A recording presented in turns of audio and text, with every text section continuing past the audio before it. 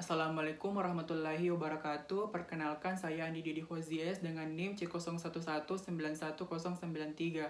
Baik, hari ini saya akan melakukan pemeriksaan skill keempat, yaitu pemeriksaan sistem motorik yang meliputi refleks fisiologis, refleks patologis, dan refleks primitif. Sebelum saya melakukan pemeriksaan, terlebih dahulu saya melakukan anamnesis. Setelah saya melakukan anamnesis, selanjutnya saya meminta izin kepada pasien untuk dilakukannya pemeriksaan fisik. Setelah pasien menyetujui, selanjutnya saya mempersiapkan untuk melakukan pemeriksaan fisik, yaitu mencuci tangan 6 langkah. Selanjutnya saya melakukan pemeriksaan fisik di ruang pemeriksaan. Baik, yang pertama adalah langkah-langkah pemeriksaan motorik. Yang pertama, ukuran otot. Pemeriksa meminta pasien untuk berbaring dengan santai. Lakukanlah observasi pada semua otot. Periksalah perubahan bentuk otot, apakah terdapat eutrofi, hipertrofi, maupun hipotrofi. Carilah ada atau tidaknya tremor, korea, atetosis, distonia, balismus, spasme, tik, fasikulasi, maupun miokloni otot. Selanjutnya pemeriksaan tonus otot. Pemeriksa meminta pasien untuk berbaring dengan santai. Alihkanlah perhatian pasien dengan mengajaknya berbicara. Gunakan kedua tangan untuk menggerakkan lengan bawah pasien di sendi siku secara pasif. Lakukanlah berulang kali secara perlahan dan kemudian secara cepat. Nilailah tahanan yang dirasakan sewaktu menekuk dan meluruskan tangan. Lakukan pemeriksaan juga pada sendi lutut, baik pada sendi lutut kanan maupun sendi lutut kiri. Selanjutnya, pemeriksaan kekuatan otot. Pemeriksa meminta pasien untuk berbaring, kemudian pemeriksa berdiri di samping kanan tempat tidur pasien. Pemeriksa meminta pasien untuk mengangkat kedua lengan ke atas sampai melewati kepala. Nilailah kekuatan lengan dengan membandingkan kiri dan kanan.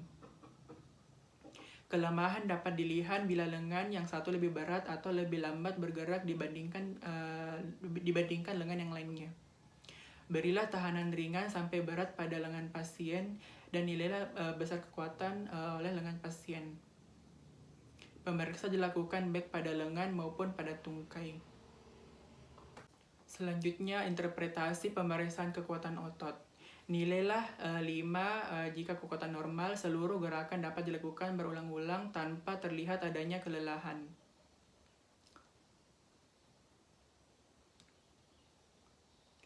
Selanjutnya, nilai 4, seluruh gerakan otot dapat dilakukan dengan benar dan dapat melawan tahanan ringan dan sedang dari pemeriksa. Selanjutnya, nilai 3 diberikan jika pasien dapat mengangkat lengan melawan gaya gravitasi. Namun setelah itu langsung terjatuh. Selanjutnya, nilai 2 diberikan jika pasien diminta untuk menggerakkan tangan namun tidak dapat mengangkat melawan gaya gravitasi dan hanya memberikan respon menggeser sendi. Selanjutnya, nilai 1 diberikan jika pasien diminta untuk mengangkat lengan namun hanya didapatkan kontraksi minimal yang dapat terasa atau teraba pada otot yang bersangkutan tanpa mengakibatkan adanya gerakan. Selanjutnya, nilai 0 diberikan jika tidak terdapat kontraksi sama sekali atau disebut sebagai paralisis total. Selanjutnya, pemeriksaan refleks fisiologis dan refleks regang otot. Yang pertama, pemeriksaan refleks biceps.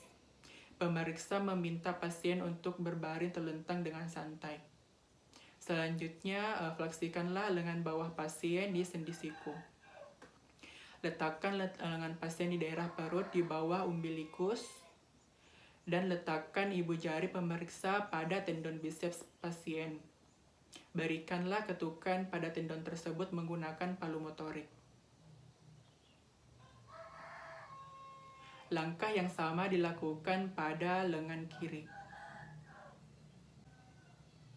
Pemeriksaan refleks triceps. Pemeriksa meminta pasien untuk berbaring dengan santai. Fleksikanlah lengan bawah pasien di sendi siku dan tangan sedikit dipronasikan. Letakkanlah lengan pasien di daerah perut di atas umbilikus.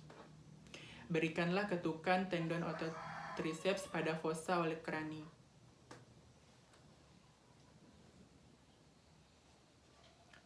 Prosedur yang sama juga dilakukan pada lengan kiri. Pemeriksaan refleks brachioradialis. Pasien diminta untuk berbaring dengan santai. Posisikan lengan bawah pasien dalam posisi setengah fleksi dan tangan sedikit dipronasikan. Mintalah pasien untuk merelaksasikan lengan bawah sepenuhnya. Ketuklah pada prosesus styloideus. Kemudian prosedur yang sama dilakukan pada lengan kiri.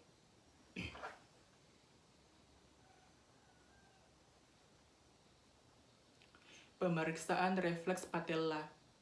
Pasien diminta untuk berbaring telentang dengan santai. Letakkan tangan pemeriksa di belakang lutut. Kemudian fleksikan tungkai pasien pada sendi lutut. Ketuklah pada tendon musculus quadriceps femoris di daerah bawah patella. Lakukanlah pada lutut kanan dan lutut kiri. Dan selanjutnya pemeriksaan refleks Achilles. Mintalah pasien untuk berbaring dengan santai. Fleksikan tungkai bawah sedikit.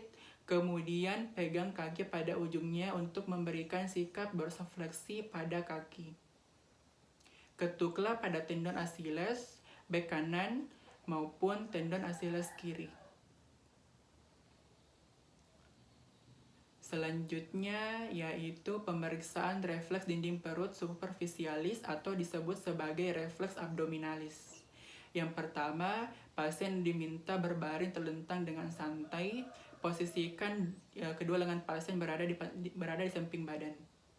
Bebaskan daerah perut dari pakaian, mulai dari arcus costa hingga sebatas hias. Lakukanlah penggoresan pada segmen epigastrium. Selanjutnya, segmen ini dinervasi oleh torakal 6 dan torakal 7. Selanjutnya, lakukan penggoresan pada segmen supraumbilikus. Segmen ini dinervasi oleh torakal 7 dan torakal 9.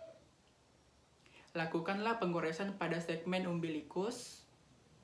Segmen ini dinervasi oleh torakal 9 dan torakal 11.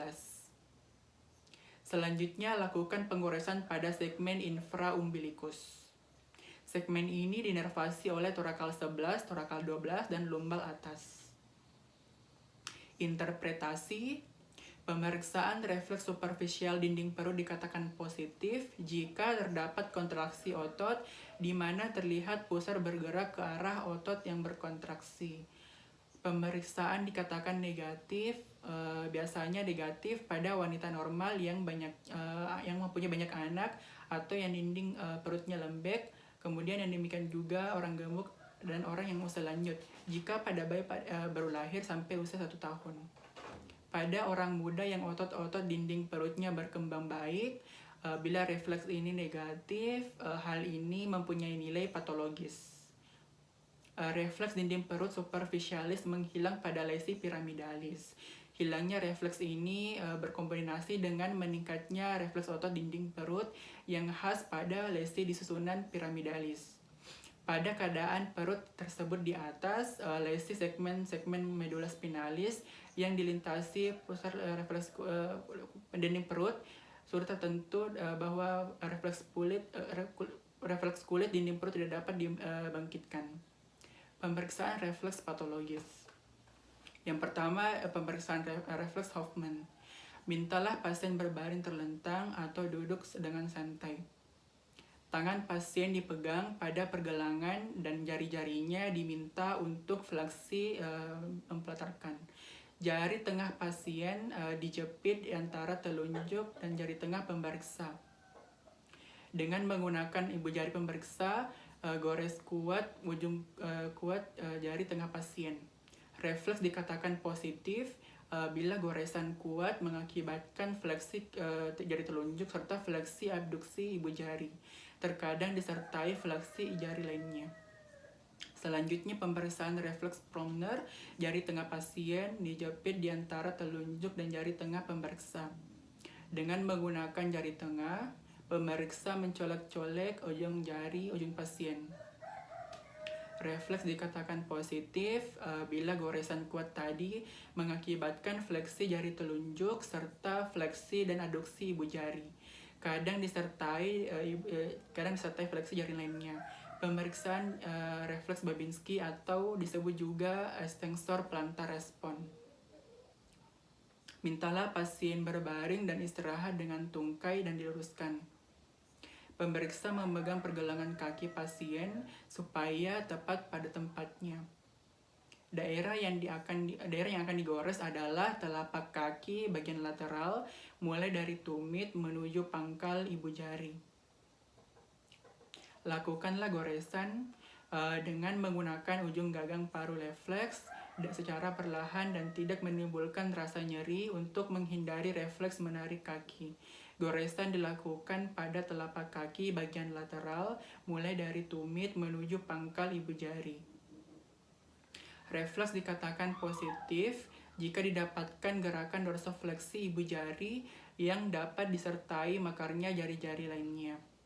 Lakukanlah pemeriksaan ini baik pada kaki kanan maupun kaki kiri. Pemeriksaan refleks primitif. Yang pertama adalah pemeriksaan snouting reflex. Mintalah pasien untuk berbaring terlentang atau duduk dengan santai. Stimulasi pasien dengan melakukan perkusi pada bibir atas. Kemudian refleks dikatakan positif bila bibir atas dan bawah menjumur atau kontraksi otot-otot di sekitar bibir atau di bawah hidung. Selanjutnya, pemeriksaan refleks menghisap atau disebut sebagai luting reflex. Mintalah pasien berbaring terlentang atau duduk dengan santai. Selanjutnya, stimulasi pasien dengan memberikan sentuhan pada bibir atau menyentuhkan sesuatu benda pada bibir. Refleks dikatakan positif bila stimulasi tersebut menimbulkan gerakan bibir rahang bawah seolah-olah sementara menetep.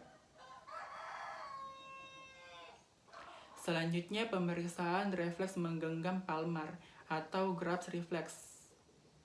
Mintalah pasien berbaring terlentang atau duduk dengan santai, kemudian lakukan stimulasi dengan penekanan atau penempatan dari jari pemeriksa pada telapak tangan pasien. Refleks dikatakan positif jika tangan pasien mengepal. Selanjutnya, refleks glabella. Mintalah pasien berbaring terlentang atau duduk santai. Lakukanlah stimulasi dengan pukulan singkat pada glabella atau sekitar daerah supraorbita. Refleks dikatakan positif bila terdapat kontraksi singkat pada kedua otot orbicularis oculi dan pada lesi perifer nervus facialis. Refleks ini berkurang atau negatif. Sedangkan pada sindrom Parkinson, refleks ini sering meningkat. Pusat refleks glabella terletak pada pons. Selanjutnya, refleks palmomental. Mintalah pasien berbaring terlentang atau duduk dengan santai. Lakukanlah stimulasi dengan goresan ujung pensil atau ujung gagang paru refleks terhadap kulit telapak tangan bagian tenar. Refleks dikatakan positif bila terdapat kontraksi pada musculus mentalis dan orbicularis oris ipsi lateral. Baik, sekian dari saya. Assalamualaikum warahmatullahi wabarakatuh.